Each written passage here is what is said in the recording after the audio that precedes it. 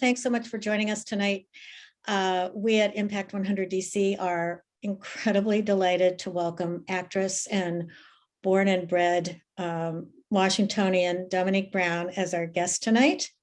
And thanks also to board members Jenny Backus and Carol Munkman for helping to guide the conversation tonight. I'm delighted to report that we have many Impact 100 DC members on the call tonight, and also many who are not members of Impact 100 DC. So I'm going to start with just a 30-second snapshot of our organization.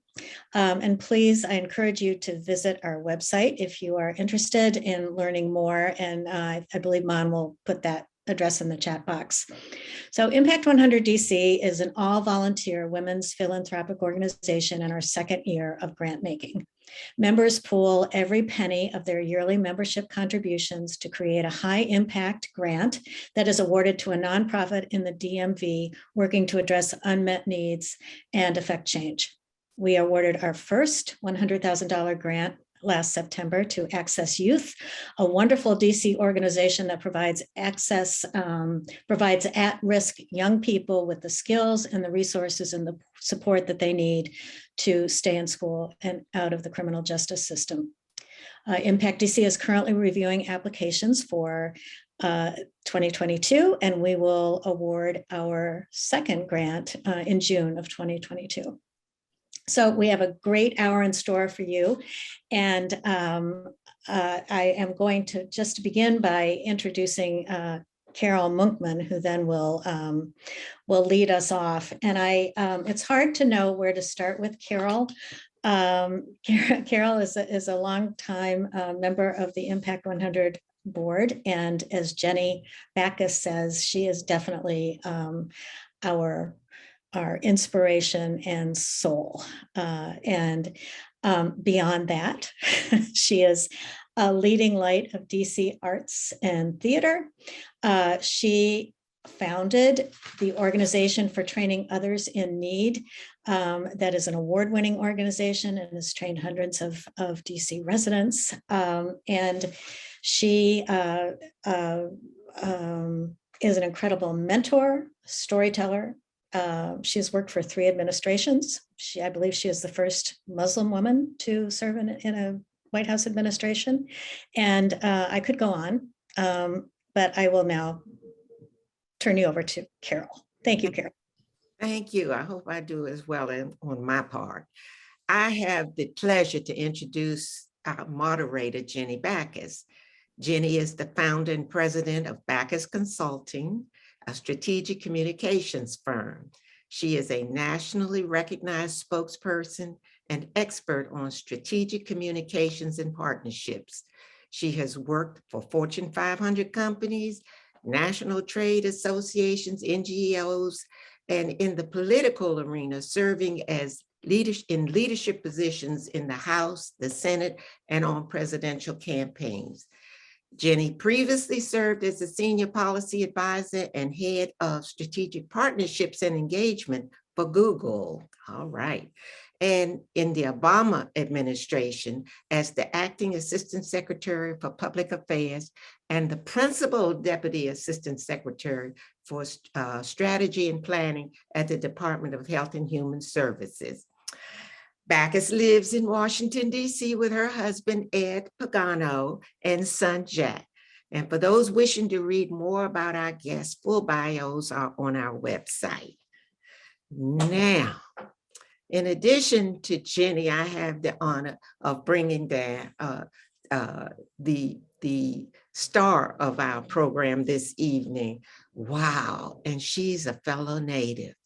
I'm honored to introduce this native Washingtonian who grew up in Ward 8 and is a classically trained artist. Dominique has played roles from Shakespeare's Queen Margaret to Arthur Miller's Crucible. She completed her master's in classical acting at the London Academy for Music and Dramatic Arts. She won Best Comedy for her performance at the Capitol Fringe Festival and had the honor of performing the play at the Kennedy Center here in DC. Unearthing a true talent for coaching In 2020, she launched her coaching business, Dom B Coaching, shaping talents and assisting actors in booking more work and sharpening their skills. Along with coaching, she has a love for directing and producing, having directed and produced Othello at West Virginia University, her alma mater. Please help us welcome Dominique Brown as I turn the program over to Jenny Backus. Wow, Carol, you can do introductions for us any day of the week. So Carol's going to try to hide here. The star of our show is Dom, but our co-star and leading lady is Carol. And I'm going to try to bring Carol into this conversation because when we first started putting it together, Carol recruited Dom for us. And the reason why we initially heard about Dominique, and we're going to talk a lot about it in a second, is that she is one of her most well-known roles, sort of post all of her incredible training, has been to play Shirley Chisholm in an incredible play called Campaign 72. And she's done it a couple of times in DC, and she's about to do it again. In fact, Mon is showing you a picture on the screen, and we're going to talk more about that in a second.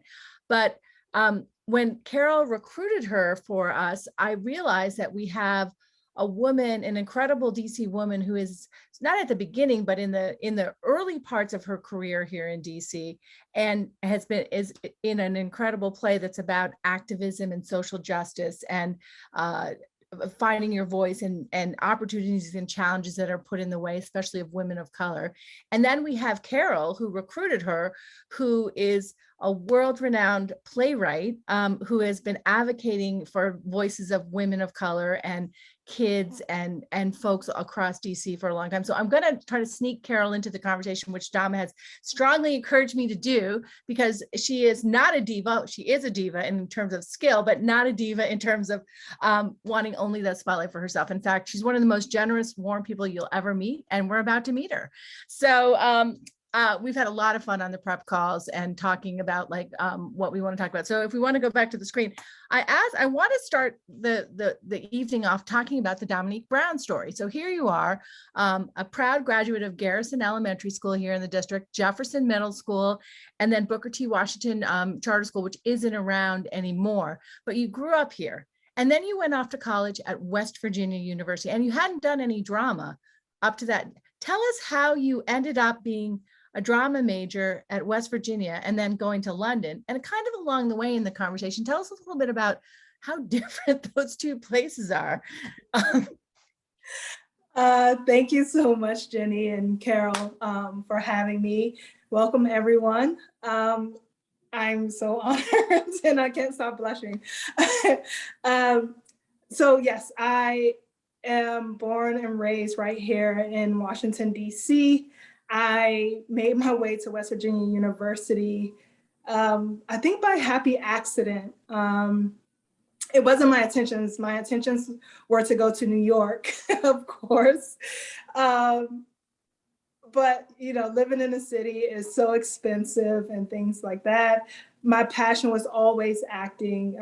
I grew up wanting to do it. I just saw what was going on a TV screen, saw other women reflected back at me, and I'm like, that's so inspiring. I want to inspire another little brown girl who looks like me to do great things, and you can be whatever you want to be. You just put on the role, right? So I first went to Potomac State. It's the junior college of West Virginia University, and then I auditioned for West Virginia University's BFA program. And I didn't know what was going to happen. Again, I wasn't trained before then. I just knew that acting was something I always wanted to do. And I got in from the help of peers, someone who I'm still friends with to this day. I think they might be on the call. They know who they are. They cast me in their student directors piece, and I was a nervous wreck, even in a small classroom of about maybe 15 or 16 people. But through encouragement, I found, my legs and the courage, and I got in. And in my senior year there, I had a professor from the UK who came in, and his focus was on classical training. And it was all through body, like physical work, to unlock the voice and things like that, because before then I had been struggling. And I was so grounded in that work that he introduced. And he would talk about this school over in the UK, London Academy for Music and Dramatic Arts, or LAMDA. And I always told myself, if I go back to school, I'm going there. Because it seems like something is in the water over there. It's different, the way they go about training. So when I graduated, I came back to DC, and it was a couple of years and just, going out on auditions after auditions and the grind. And one day a life circumstance just propelled me to saying, I'm just gonna go. I'm gonna go. I'm gonna audition. The first time I auditioned for the program, I didn't get in, actually. I got waitlisted. So I went on a shorter program, and while I was there, I auditioned again, perseverance, just keep going, do it, until, never give up. And I got in. So it was amazing being there. I could really tell the difference in the training, and I just felt so much more stronger and grounded and sure of myself and finding my own voice. It was a great experience. So I was really struck by something when we were chatting before, which I want to share with her. And you actually just sort of touched on it a little bit, which is that, you broke a lot of stereotypes just in that story that you told. But one of the things that's really, I think people need to understand, is the fact that you went into classical Shakespeare, classical acting training. But the thing that drew you there was a mentor or a teacher that encouraged you to use your body, which is not what you would think about when you think about the stereotype of the proper Shakespeare role and the stiff figures. I mean, I know. So talk to me a little bit about like how that was so important for you, and a little bit more about like your roles with Shakespeare. What's your favorite role? Like what's the secret to Shakespeare and making it interesting for people? So the secret, I believe, is having a good foundation and being grounded, doing the hard work behind the scenes that no one sees,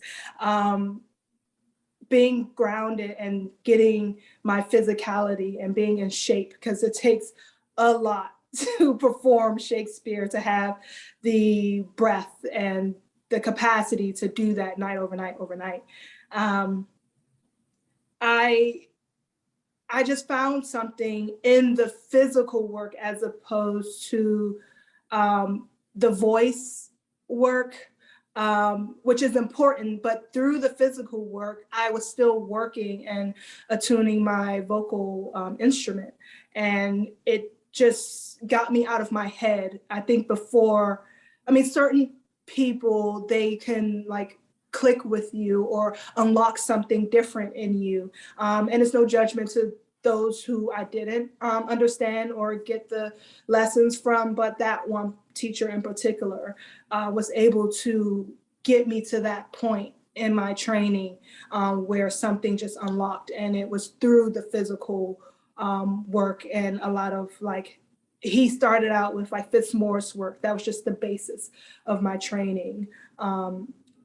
And it's amazing, because I was, not to interrupt you, but it was one of my future questions, which you so ably anticipated, but you list on your skills. So you go on an actor's resume, doesn't look like anybody else's resume, and I'm super jealous. But when Dawn lists her skills on her formal theater resume, she has stage fighting, broadsword, staff and rapier. And then she has cartwheeling, dancing eyebrows, and DIY projects. Look at those eyebrows. I know, I just saw them. Good job. So yeah, I mean, the physical is the way that you kind of unlock the rest of the Shakespeare sort of mystery in some senses. What was your favorite role? What was the role that you got to kind of just like free yourself in? To free myself, well, okay, Queen Margaret is still one of I want to perform her in a professional arena, like on the stage at Shakespeare in the Park or right here in DC at STC. If someone's out there on this call, but Queen Margaret, she's such a force to be reckoned with. And I didn't think, like, starting out that Shakespeare women, like, he had that many strong women in his canon. I'm like, oh my gosh, they're so weak. Like, who would do that? I can't see myself doing that. Like, I have to stand up and fight. But sometimes there's strength in other approaches to the fight. But Queen Margaret, she, they call her the she-wolf of France. She went to battle for what she believed in and her family, her loved ones, to avenge their death when that point came. She's, oh goodness, if just watch like any of the Richards, or like, she's amazing. That's great. Well, actually, you just kind of hit on something. So I'm going to take it from the Shakespeare and take it to the general. And I want to bring Carol in here too, and sort of in two ways. First is, and we're going to get to this as we head towards Shirley Chisholm in a second. What kinds of opportunities and challenges are there for women of color right now in theater? I mean, you were in West Virginia, you're in London, and now you're in DC. And Carol, can you come in sort of on that? I'm like, what do you, I mean, DC is part of the other area that I wanted to talk about was just the fact that we talked about this before. DC is a incredible theater town. I mean, and a lot of people don't know it. And there's lots of great theater happening at our big stages, but also in our little stages. So, but is it, everyone says that DC is a city that has strong African-American representation, but is it good for women of color in theater? And if not, why, and what are some of the challenges? So maybe start off with you a little bit on this, Dom, to talk a little bit about, the strong women of color and kind of your global experience, and then bring it back in with Carol on DC. I think it's sort of the same that we see across the board in life, in the world, where women of color gets the short end of the stick. There's not as many roles available to us, many avenues, or people taking a chance on us, thinking that we're capable of doing the same work. It's funny because Shirley Chisholm would say, I have been far oftener discriminated against as a woman than of a person of color. I sort of disagree because she's both, right? So it's hard for her to like divide the two. I understand, like, yes, women are like discriminated against, like men have more opportunities than women in that aspect. But then when you add in race, you have the breakdown of Black men and then Black women. And so at the very bottom, you have Black women. So it's like, we're always like reaching for the crumbs on the table. Or like when I was at school in West Virginia, the only main stage role, now this could be partly because of me not being ready, but the only main stage role that I was cast in was the role of Tituba in The Crucible, which was a slave brought over from the Caribbean. And like everyone knew it would be me because I was like the only one in my class. So who else were they going to cast, right? So sometimes it feels like, oh yeah, a win for me, but is it just the crumbs from the table? That's a hard question to try to answer. Carol, talk a little bit about, are there the opportunities and some of the barriers for women of color in DC? It's easy for me to talk about because if you look at my plays, they concentrate on strong Black women. And one of the reasons that I did, I had no choice but to think about how to get more women of color in starring roles, because I had children and grandchildren who were majoring in acting, my daughter and granddaughters and whatnot, and no roles for them. And so I began to write. I said, okay, let's do something about this. So that is the challenge. In fact, that was one of the things I was going to ask Dominique. I hadn't thought about, but are you writing too, Dominique? So I have That's some asking a lot, I know. Look, it's Some- not enough to be a star actor, right? Like, some close personal writings that I have done over the years that I am not ready to share. I think it's just so personal, right? One day I would love to share it, but it's like puts you in such a vulnerable state. But yes, we need more women writers, more women of color who write these roles for us. And it's interesting you said the strong Black women. It's for me, it's unfortunate that we have to be the strong Black women. We get cast in certain stereotypical roles, and if we don't fit that bill, it like disqualifies us. That's why I'm so grateful for women like Issa Rae, who said, no, all of us aren't like the strong Black women that you think. Some of us are awkward, which I I relate to so much. And she was just here in DC at the Kennedy Center, which I miss. I'm so sad. But yeah, like we fit on a broad spectrum, not just this one thing. And if we don't fit that bill, where do we go? and I agree with that. I have to say, strong Black women might not have been the term, more or less because the plays give all women an opportunity. And Taraji P. Henson starred in one of my earlier plays, and she was completely unknown, and she took the play by storm. I mean, you knew then, and she was, I think she was just graduating that year out of college.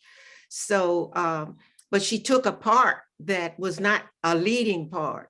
But by the time she finished, you know, everyone knew Taraji P. Henson, that type of thing. So the plays that I write just give women an opportunity to be themselves. Oftentimes, I see a woman as a strong Black woman who doesn't have to be able to lift a mountain, let's say, but is able to usher her family through the violence and things that we're experiencing right now, you know, in so many families.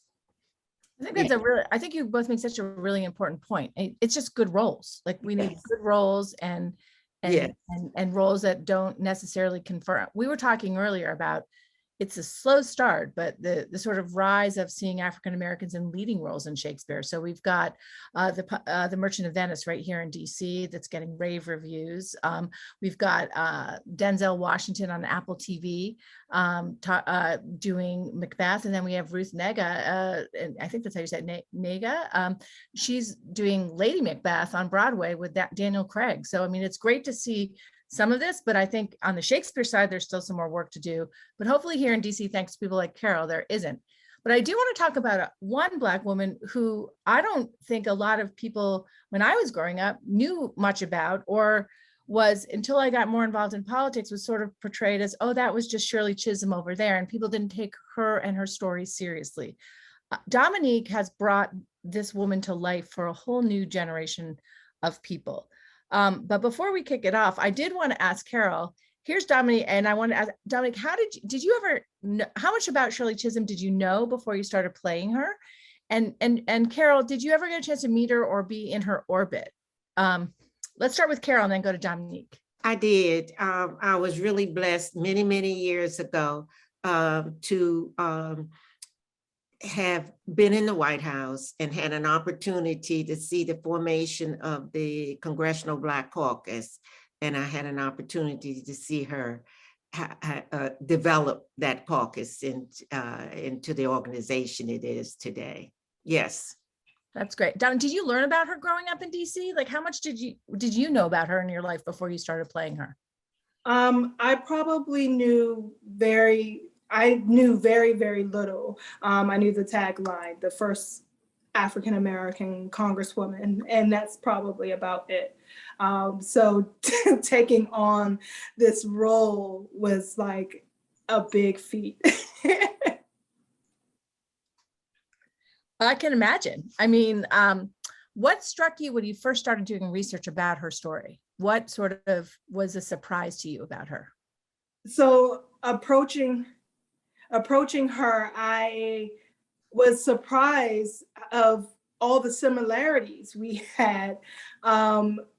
At the time when I got cast, I was living in New York, in Brooklyn, and she's from Brooklyn. And just starting to read more about her and watching her, she's a small woman, but she is fierce. She is a dynamite. She speaks her mind, tells it like it is, as she says. And she fights, and she's sincere, and she doesn't mince her words. And that's what I loved. And to find out she's from the islands, you know, and they have their own fierceness, their own personalities, is amazing. So I could only imagine just being in the room with this woman. She's, oh my goodness. I wish I could just like talk with her, but it's amazing being in contact with women who have had a relationship with her. I've sat down with Dr. Johnny Rice, who she was like the godmother to her children, and just hearing the stories, it just like took my breath away. Well, it's amazing that you just said it. Like her motto obviously was unbought and unbossed, which is great. But I do want people to know how, you know, it sounds like you did a lot of homework and how well you did. This was in, I'm just going to read from a review. Flashing a wide smile and a peace sign, outfitted in power suit, sensible pumps, and her trademark glasses and bouffant, Shirley Chisholm enters the Anacostia Playhouse black box, waving to the applauding audience. It is not actually Shirley Chisholm, the first African-American woman elected to Congress in 1968, and the first woman and African-American to seek the nomination of the presidency in 1972. But as you begin to appreciate Dominic C. Brown's meticulous, first-rate impersonation of the badass Congresswoman from Bed-Stuy, you might well find yourself imagining the legend is back and running again. So it's a one-person show. You have to walk in the room as if you're Shirley Chisholm running for office. I've worked for a lot of politicians. That is the most draining thing I've ever seen. And you have to tell the story of her in 50 minutes in 13 scenes. How do you prepare to be the star, the single focus for that long? It was a lot of work and a lot of going back to my trainings, and keeping the story alive, not letting the energy drop, because if I let it drop, there's nobody there to pick it up for me. And that means the show's going to be a drag and people are going to walk out and not be so nice.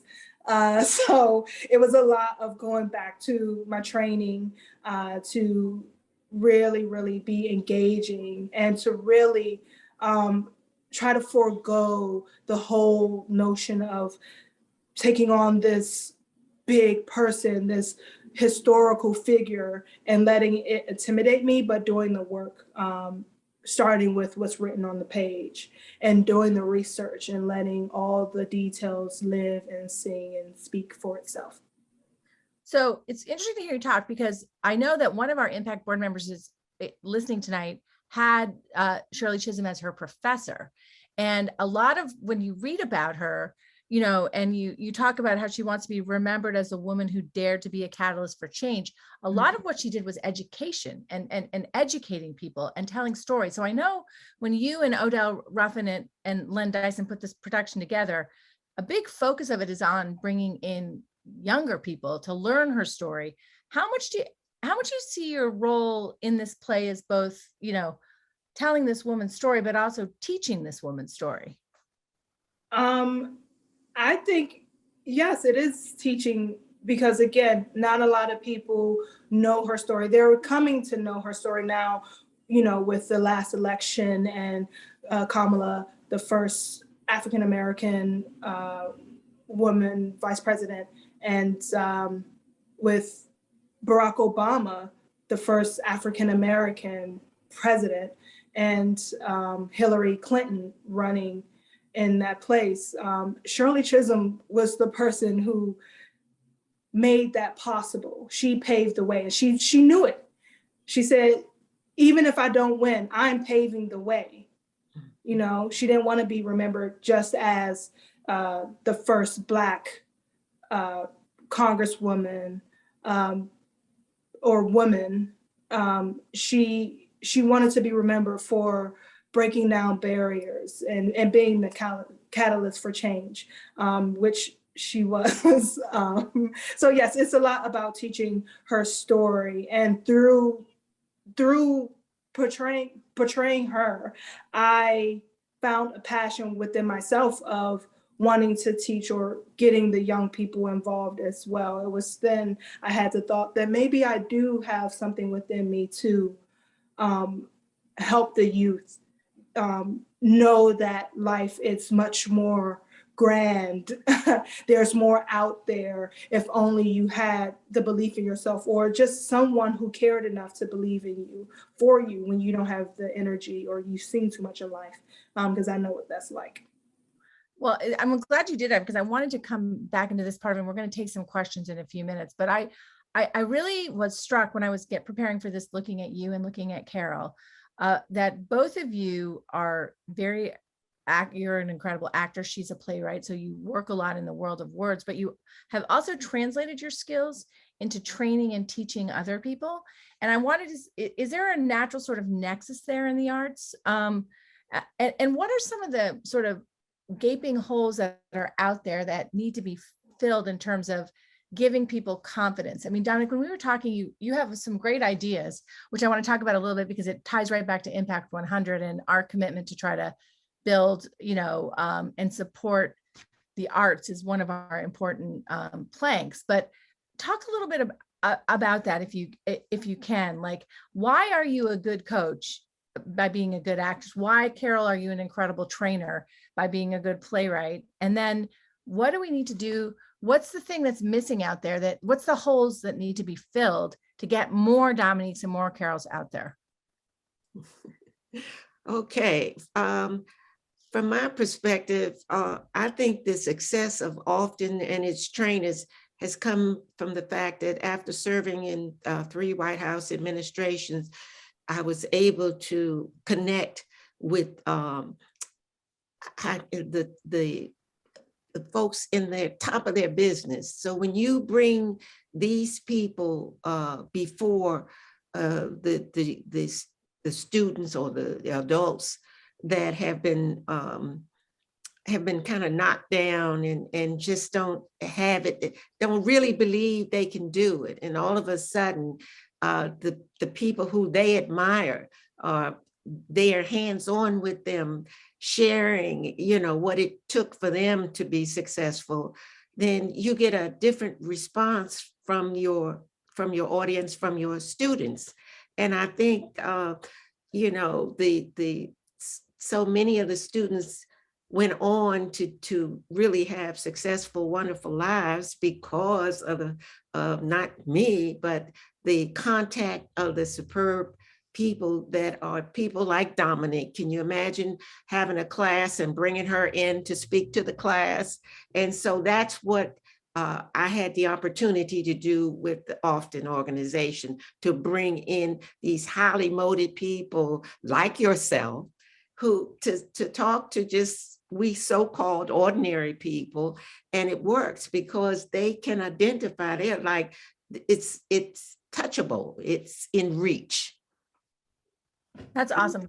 Dominique, talk a little bit about like what you started to talk about, thinking about it. You coach other actors to get roles, which is incredibly generous, but you also want to bring that same skill set to kids like you growing up. And I do have to say, you grew up in Southwest, right? Is that correct? I have lots of Southeast. Okay. Yeah. Okay. People are asking. Ward 8. Yeah. But sometimes kids from Ward 8 go to schools in different places because of the way that the DC lottery works. Yeah. So I like to call myself a true Washingtonian, because I lived in Southeast, I lived in Northwest. My parents weren't together growing up, so I lived in both quadrants, and I went to school in Southwest at Jefferson Junior High School, and I've also lived in Northeast. So I've all around, but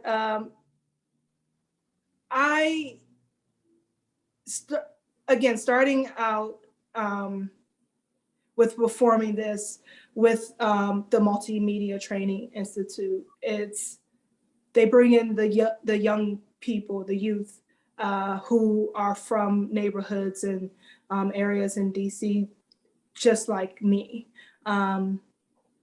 There was this one girl who I just heard her like humming or like lightly singing during one of my rehearsals. And I'm like, oh, you've got a beautiful voice. And she was all shy and bashful. And I could just see little me in her, you know, someone who aspired for more or wanted to do more, but wasn't afforded the opportunities, where she can't go, her mom can't pay for her to go to acting school or classes or camps, much like my mother. And it's a shame, because I sometimes wonder how much further along in my career or in life would I be if I had the opportunities to go to some of these places that other kids got to go to. By the time I got to undergrad at West Virginia, kids had already done summer stock theater. So they were like leagues ahead of me in that arena. They knew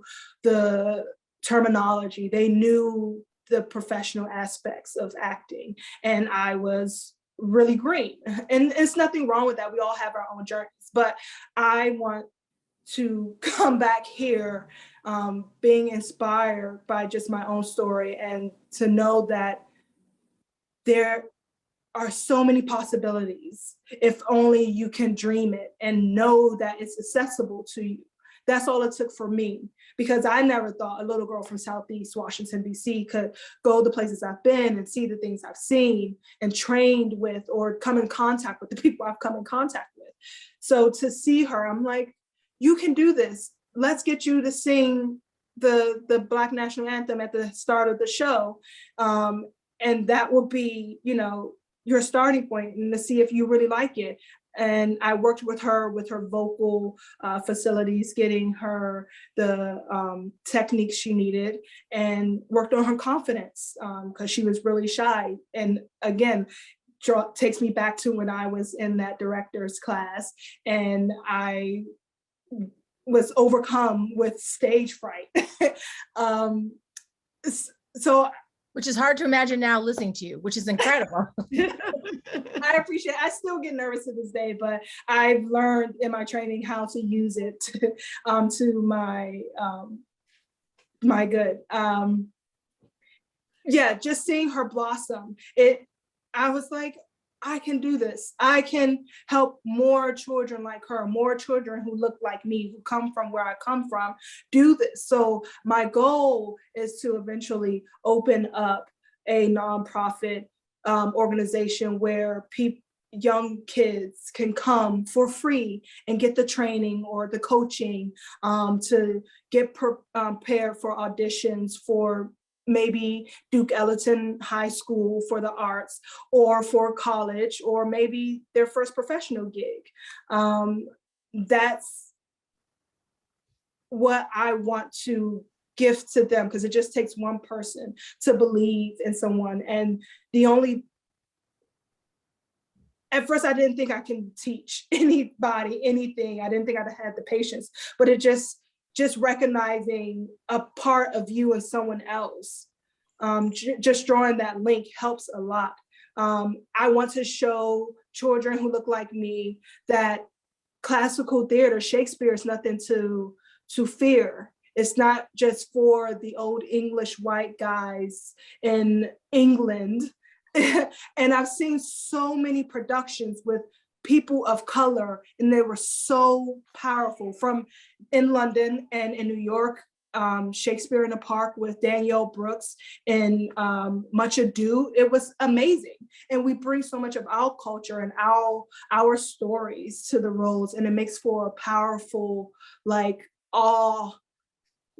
ground shaking experience. It just moves you. And that's what I want to do. I want to inspire a bit. I want to be inspired. I want to move people. I want to be moved by people, which is why I love to do this work, because it lends itself to it. Well, it's so funny. I love being with Impact 100, and I get a chance to introduce folk like yourself. Right. Well, it's funny because I want to hit on two last questions that I had and then bring in anybody else. But let's talk a little bit about COVID because it's kind of interesting. I mean, Carol, when you were interviewed about your play, Where Eagles Fly, which I encourage everyone to read and listen to, it's based on the community of Shaw, where you still live, and the changes that your community experienced over the decades. And in it, when you did that interview, you said something that really still resonates with me, and it actually just resonated with, it ties in with what Dom just said. Cities go through incredible times and struggles. If we can just get the hope back up, we have to remember we are just a human family, and all together we will try to get to where we are going. So Carol and Dominique, have we gotten the hope back up yet? I think we're struggling, but I think we are. When I look at organizations like ours and other organizations, nonprofits who are working tirelessly, you know, small nonprofits that labor every day in, you know, where the leather hits the pavement in terms of trying to uplift their neighborhoods or with their churches. So I think it's work, but we're coming along. We a lot of work to do, but we're not going to stop. That's, I mean, Dominique, you speak with so much hope, but also so much, but you challenge us too. I mean, and I think you do that in the Chisholm play, but you also just do that when you listen to you, which is really great. The part about COVID I wanted to ask you about is, I'm finding it really hard after COVID to go and be in a room with 4 people and like try to have a conversation. And anybody who knows me knows that never was a problem for me before, but you talk on your website, and I encourage everybody to go look at Dom's website, because not only will you see her really cool theater resume and all the cool stuff she's done, but you can learn about her business and you can see where she's traveled. She has literally taken her show on the road across the world. And also her Instagram feed, which she just let me follow today. So I'm very, very excited about that. But you talk on your website about the craving for human connection. That the one thing that many people have noticed since COVID is really how hard it is to reconnect with the outside world. So what are some strategies and techniques that you're giving your clients and that you use with your audiences now as we sort of come out of the shell, as Carol says, we struggle to find the hope, to create connection, especially in times of Zoom? Now, watching you on Zoom, you own Zoom. So maybe, but we all can't be you. So what are some of your secret hints about how do we create connection, especially in this new virtual world?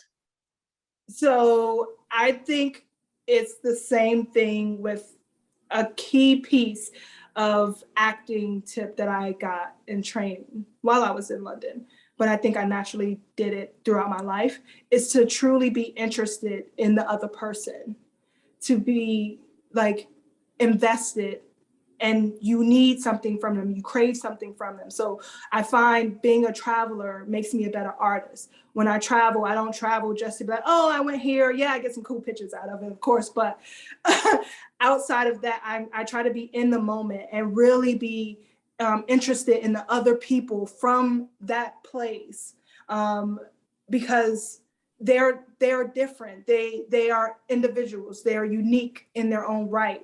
So it only behooves me. I can learn from you. I can share with you, cry with you, laugh with you. So it's amazing when you get out of your own way or get out of your own head and interested in the other person. That's the only way we do good art, is to be interested in the other person. And that's the only way I feel we can make a true connection with other people and be dope human beings, is to not be like all about yourself all the time. So yeah, that's my key advice, is And to I be was going to interested. add to that, because Dominique had mentioned the Multimedia Training Institute with Lynn Dyson earlier, but probably some more than 30 years ago, that's where I got my first script writing class, was with the Multimedia Training Institute. They had just started up, and at the time, our professors were from Howard University, School of Fine Arts, film professors, etc. So it was a neighborhood grassroots organization, you know, but it was superb training. And I took a tack from that when I decided to put Often together, remembering, you know, a good trainer is a good trainer. Well, it's good to know someone who inspires you. And it's funny, as people are quoting your website back to me. So anybody who wants Dom's website, it's in the chat and we'll send it around and we'll post it on the Impact website at the end. But someone just quoted your website back to me, which is awesome, and quoted you. There are so many possibilities if only you can dream them. That is, and they say Dominique. That's a Dominique a phrase. So you have your own quote, which is awesome.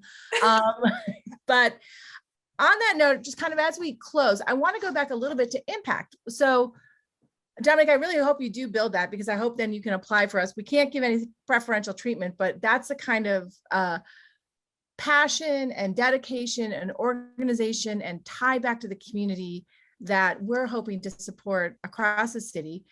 So maybe I can ask you two both as we end, and then I want to talk a little bit, just making sure someone has asked the question where I was going, which is, can you talk a little bit more about places that we should be supporting, like the Multimedia Training Center, like some of the small community theaters or educational programs that you guys are doing that we should be on our radar screen? And then at the very end, I'm going to come back and talk about April 23rd, where we hope we all can go together to see Dominique on the stage. I don't know if she's on tonight, but I have a dear friend who's a principal of a public middle school here in DC. And I haven't told her yet, but I'll announce it now that I'm going to underwrite tickets for 25 students from her school to go watch Dominique, because she inspired my son to do drama. She's a DC native who is in the performing arts, an incredible dancer. So that's not a huge thing. And I'm doing that only for my own self. I'm not doing that for accolades. I just am so excited about this play. But tell us some things that people can do that you think people we should be watching for here in DC, organizations that we should be keeping our ear out for. Both of you. Okay, well, often does our organization works with young people when it comes to arts. Primarily, we have a summer program. We work with United to Rise, which is another before and after school program, free to DC residents, where they have an opportunity to be exposed during the summertime to our program in terms of film, in terms of acting.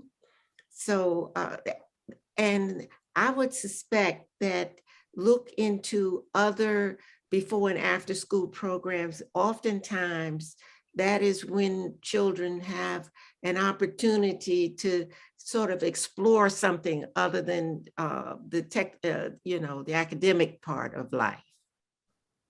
Can you guys also talk about the ARC too? I forgot to add that in there, but anyone who hasn't been there, the ARC is one of those transformational places. Right over in the one that offers those kinds of interesting programs, by the way. So I would check with the ARC to see what programs they are going to have this summer in the arts, and they cover everything from dance to acting to film to voice. Excellent. Catch the show. Exactly, because that's where it will be, is at the ARC, and we all want to go on the 23rd. We'll show that in a second, but any last words from you, Dom? It doesn't have to be about my question, but anything that you want to leave the audience with, or any things that you want to challenge us to do. I will say that we'll send around and post. There's some great resources for information. Dom's website is a great resource for her. There's a wonderful review of Carol's play Where Eagles Fly, from the Washington Post in 1995, called A Neighborhood Takes Center Stage. I'll share that article around. And then a couple of the folks that are on the Impact Board work with the National Women's History Museum. And they are right now an online organization. They have a great display, a virtual display on Shirley Chisholm that I looked at, and also History House has a lot of really good references. Or you could talk to Sharon Dennis, one of our board members, who Shirley Chisholm was her professor. I'm going to out you, Sharon, so everyone can ask you at our next event. But Dom, why don't you close us out? Well, I see a question. Are there any the welders? Yes. Students that would appreciate this play? I start young. I have brung my godson and my niece, who has just turned 9 and 12. They've seen the show. So they start them young. And Again, those before and after school programs in the DC Recreation Department are very good. And by the way, the public library, the DC Public Library, for many, I haven't done it in maybe the last because of the pandemic, but we have activities such as these as you're doing. We did the Malcolm Martin Mega with one of the Malcolm Shabazz's daughters. So the DC Public Library is another excellent place to, and you should see the Martin Luther King, the new library. yes. Oh my gosh, you got to take advantage of it. Please take a minute and go visit it.